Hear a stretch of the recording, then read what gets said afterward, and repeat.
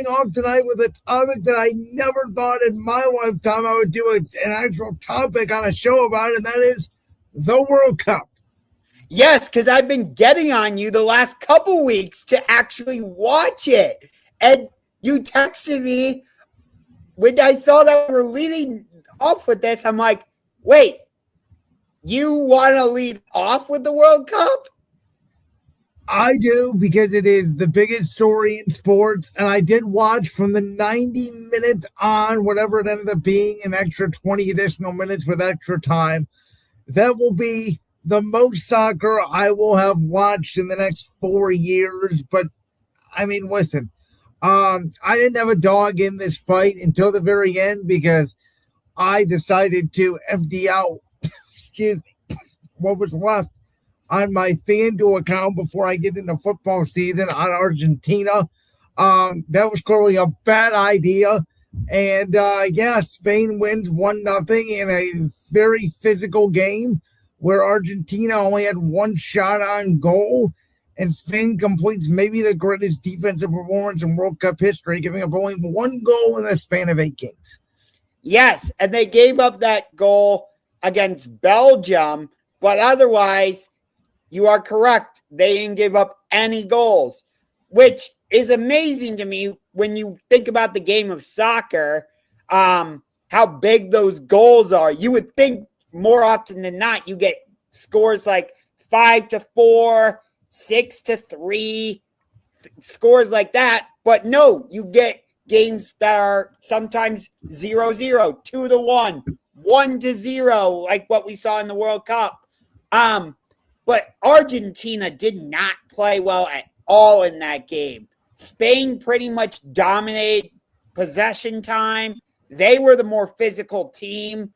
Argentina was complaining about seemingly every call. They had to play a lot of the game a man down because one of their key players, I believe it was Martinez, if I'm not mistaken, got 2 yellow cards, which is equivalent to getting a red card, and he was not allowed to play the rest of the game. So yeah, and Spain again from the outset, you were right. They were the more physical team. Reminded me a lot of what we talked about in the NBA playoffs, which is where there's going to be more physicality. You got to play for the whistle. I mean, the refs mostly let them play, and Spain came with an edge. And let's face it, Argentina probably shouldn't even have beat England. So, I thought it was strange, the fact that everybody seemingly was on Argentina's side because of Messi, yet Spain was favored the whole time leading up to the game. That probably should have told us something. But I thought Argentina, just the inability to even get down to the zone and get a shot on goal, until the last penalty kick of the game was absurd. And it's really, to me, shows you that in soccer, truthfully, defense wins championships. You talked about the fact that you would think it'd be high scoring. I sort of compare it a little bit to hockey, right? Where it's like some games you could go into a shootout. Other games are 5-4 and 6-5. So, but Spain wins the World Cup for the first time since 2010. And they really dominated. I mean, if you look at their World Cup, they were the best team throughout. Oh, yeah. And their main guy is only 19 years old in Lamine Yamal.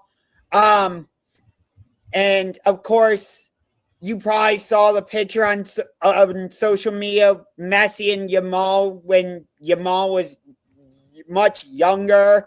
You know what I'm talking about? Yes. So, that's crazy. Messi finishes his career, because I don't think he's going to play in the next World Cup. 1-2 in World Cup finals.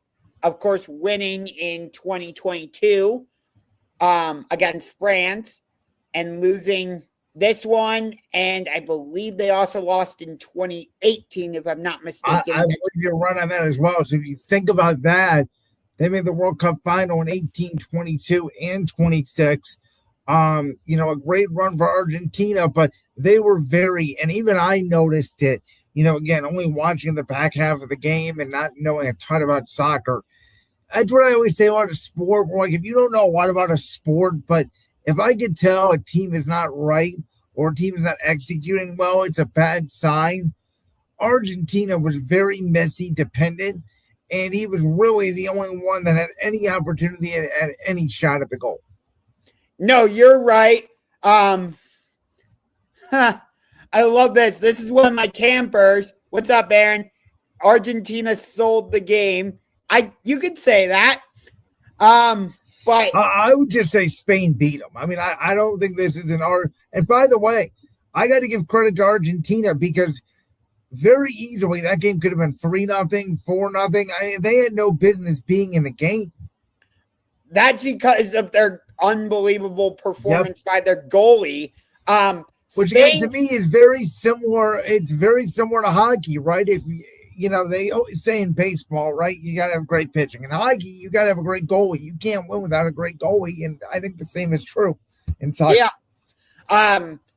No, Spain was the better team all the way around. Lamine Yamal didn't really do much in that game, and yet they still ended up winning. So they're not as star. There was a couple of times where Spain had a wide open shot and either missed it off the pole or the one. And I'm sorry, I'm forgetting the player, but they did score. I think it was like close to 90 minutes, but it was called back due to a foul. That would have essentially iced the game. Listen, I was rooting for this thing to go to penalty kicks because if it went to penalty kicks, even on the broadcast, they kept saying, "Oh, this is where Argentina thrives."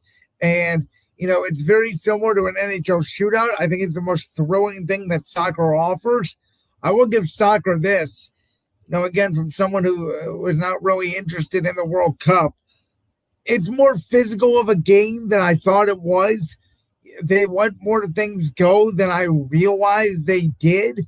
I'm a big fan of slide tackling. Kind of wish it was legal everywhere and it's a free-for-all. It's a good game. Was it captivating for me? Again, not really. I think it would have been different if the U.S. would have been in it. I think I would have had a better rooting interest. But for 20 minutes on a Sunday, a non-football Sunday, was it something I'd watch? Sure. Yeah, I'm a full-fledged soccer fan now. That was the question I was going to get to. I am full-fledged soccer now. Even though the World Cup is over, I still have Major League Soccer to watch. We have Hell is Real on Saturday between FC Cincinnati and the Columbus Crew. That is one of the bigger rivalries in Major League Soccer.